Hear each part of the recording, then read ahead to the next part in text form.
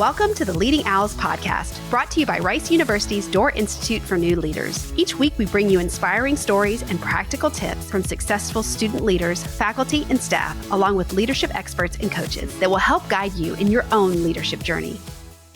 Today, we're thrilled to introduce Jennie, a dynamic leader whose involvement on the Rice campus spans an impressive range of roles and organizations. Jennie's leadership journey at Rice includes serving as a 2025 co-student director, a FLI Ambassador, and an O-Week coordinator. In this episode, Jennie takes us through her leadership journey from creating welcoming spaces for first-year students to helping first-generation students find their home at Rice. She'll share advice for new students, tips for staying organized amidst a busy schedule, and lessons she's learned about teamwork, resilience, and growth. Whether you're looking to get involved on campus or curious about the behind-the-scenes of Rice leadership, Jennie's story is sure to inspire and empower. Please welcome Jennie. Hi, Jennie. Thank you so much for joining us. Thank you for having me. I'm so excited to be here. Can you tell us a little about your leadership journey at Rice and what inspires you to get involved in so many organizations? If I were to talk about things that I'm currently involved in, I think one of the most recent things is I am one of the 2025 co-student directors along with Bearcat from Rice. She's my amazing co-SD. Aside from that leadership role, I'm also a co-event coord for Rice Vietnamese Student Association, which I've been a part of for probably like 3 years now since I was a sophomore. And then lastly, I'm a FLI Ambassador, which is an amazing role where I get to work with other FLI ambassadors on a team, which you can probably notice a pattern that I like working with other people. And we get to put on really cool events for the FLI community here at Rice. I think the second part of your question was kind of like what inspired me. Yeah, what inspired you to get involved in so many different things? I think like when I think about like so many, I feel like I don't have like so much under my belt, but I do think that in each and every one of these little aspects, so like me as a student and as like a leader here at Rice, those are all different parts of myself that I really enjoy being a part of those communities. Specifically with student directing, I was an advisor my sophomore year. I was then a coord, and then I advised again, and now I'm doing SD. So that's like one part of the job that I like really enjoy is I've been able to build that passion over time. Same with my role in like Rice VSA. I started like everyone else, a member of this org, just sort of like as a freshman, figuring out, do I want to be a part of the officer board? Like, is there sort of change or an impact that I can have here? And then I started off as historian, and then now I'm like event coord. And then with FLI Ambassador, that opportunity was just something that it felt like it fell into my lap a little bit. I don't think it's called Handshake anymore. I think it's 1220. But I was just kind of browsing on there one day. And then I was like, I do want to interview for this. I didn't even know that being a FLI Ambassador was a thing. And so I sort of found myself there as well and have continued with that. So yeah, I think in all these different roles that I've chosen to pursue, I definitely like first and foremost had a passion where I didn't just want to like stop at participating. I wanted to be a part of the decision making and something that could be like a little bit more impactful. Yeah. How has being a FLI student shaped your leadership style and approach? I feel like FLI is a huge part of my identity. Definitely coming into Rice, it made me a bit more like intimidated when it came to just the overwhelming amount of resources here on campus, but also the fact that the FLI community at Rice is not even that large. We're a pretty like tight-knit community. So I think being FLI, I had to really get out of my shell of like, okay, there's like so much for me. Am I really going to try to be self-sufficient here? And I could be successful. Or I can say, well, there are things that I want to be involved in. There are people I want to connect with. So let me take initiative. So I think being a FLI student and kind of like being used to like kind of doing things on your own, having that level of independence, I think that had to have pushed me a little bit to be like, let me connect with the people that I want to. Let me reach out to the resources that I know are there that maybe beforehand I might have been like, well, I want to do it myself. So I think it was like kind of this tango between like being independent and also asking for help. What advice would you give to new FLI students who are interested in getting involved? Where should they start?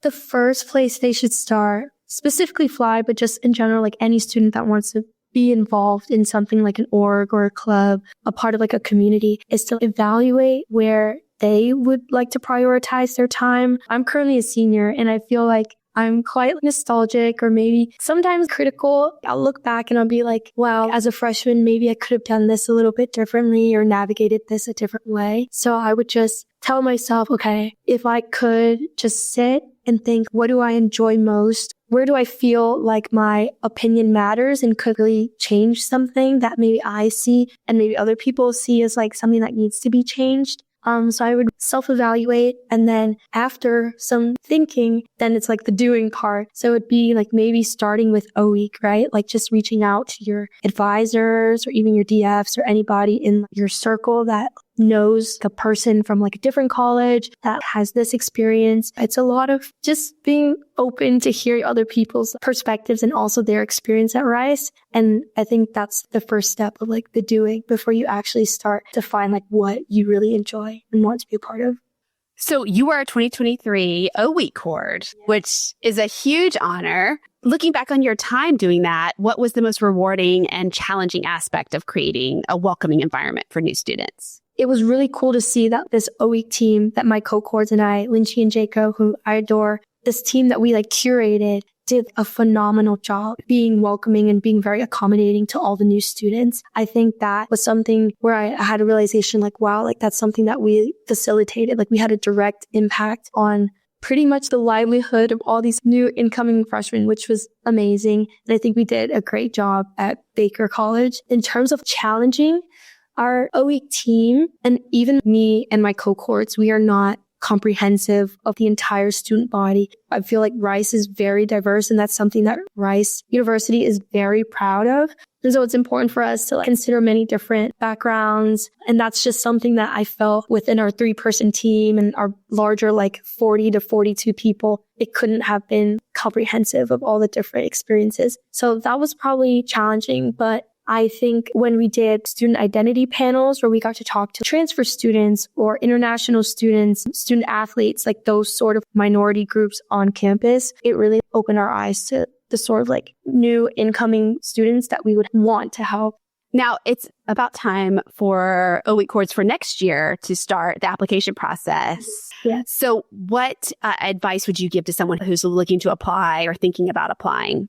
I think the process is pretty simple. It starts with you get the email, you got to fill out the application, you do your interview, you get your final decision. And I think what prompts somebody to want to step into this role, I think it has to be something very intrinsic. And I think that starts with their own O-Week, because in the coordinator role, they're essentially also building this foundation for the new students coming into their specific college. So I feel like they have to have some sort of intrinsic motivation to be like, okay, I want to be in this role. I've experienced a week as a freshman. Maybe I've advised, maybe I've co-advised. What else can I bring to the table, or what do I really want to see my college do different? And is this something that I'm capable of? So I think it's a mix of you just love your college, you're involved in other ways. So you're probably a part of college government, or you're involved in your intramural sports, or different committees that you have at your college, and then just having that adoration for your college and then wanting to build something of the same community and sense of belonging for the new incoming students. And then once that's set in place, set in stone, you're I feel good, then you just have to do the interview and you'll probably do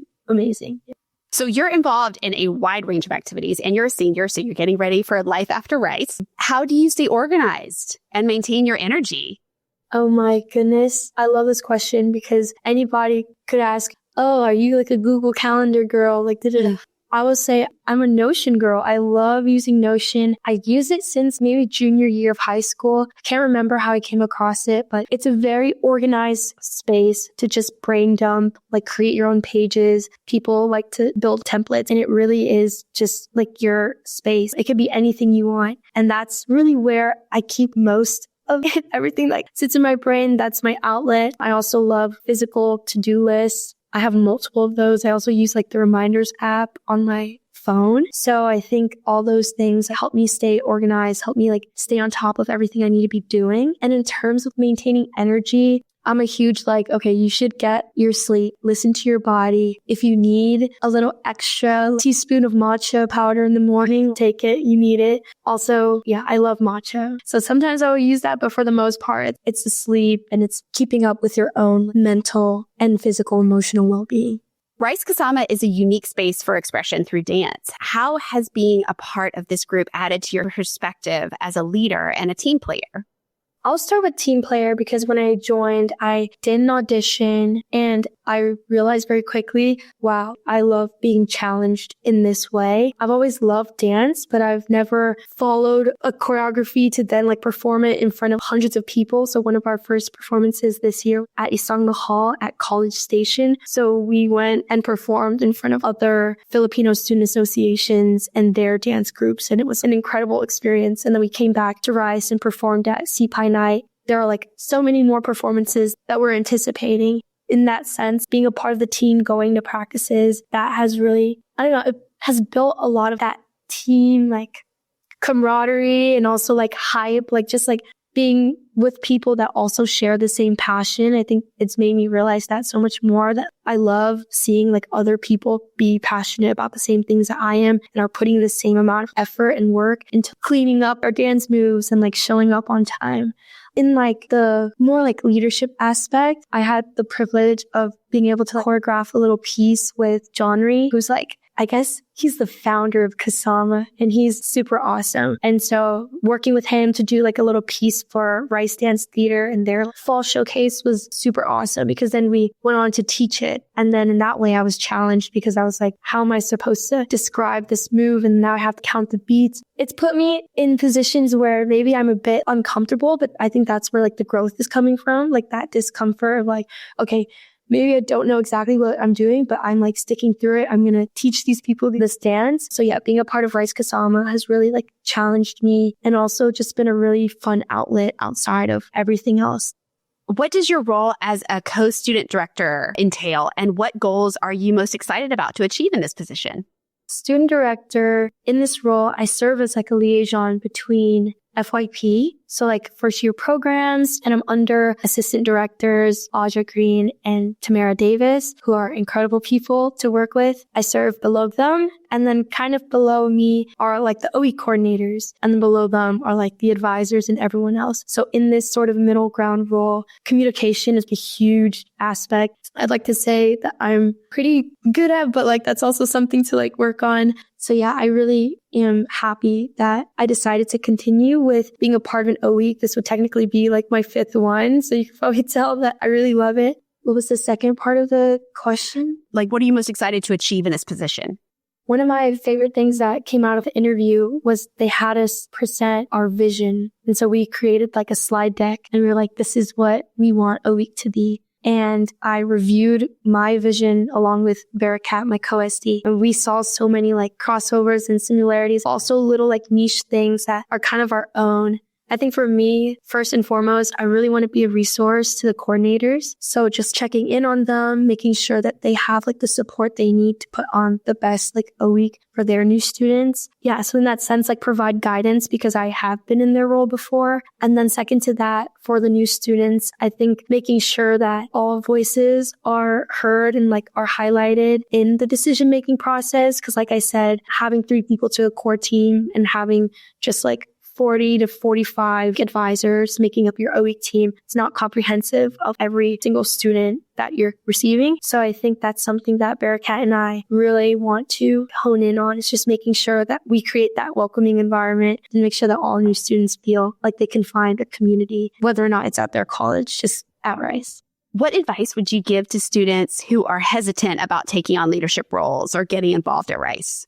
My advice would be, I feel this might be cliche, but fear might be the only thing stopping you. It's quite possibly maybe the only barrier between you and a really great experience. And whether or not it's great, maybe it's something you find out that, oh, I really don't like this. It still informs you a little bit more about yourself. Just take the leap of faith. You are competent and know what drives you. And at the same time, acknowledge that there is growth in everything that you can do. So even if someone believes that they might not be like the perfect candidate, they can acknowledge that like there is some sort of passion for them to be in that role that maybe they're like seeking, like they want to be like an officer in like the officer board, that they have something to provide that maybe no one else does, like a perspective, and they have to trust that in themselves. Trust your competence, also acknowledge that you can grow a lot in the field, and that's probably something you should be seeking in your field, that you won't know everything, but once you step into it, you're very open to like growing. What's one lesson from all your leadership experiences that you think will stay with you after graduation?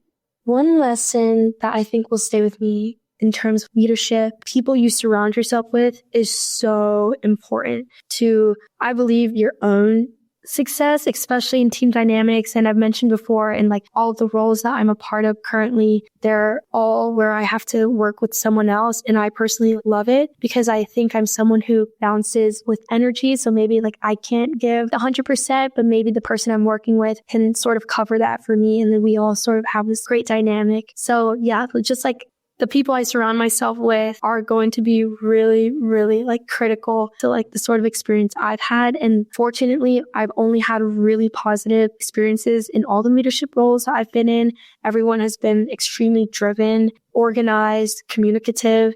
And those are all like very like bare minimum things I think that are needed to check off when it comes to working with someone. So yeah, I think that will also carry into like career. That's great advice. That's really, really good advice. And there's so many amazing people at Rice to surround yourself with. Oh, for sure. For sure. If you could go back to your O week, what's one thing you wish you'd known?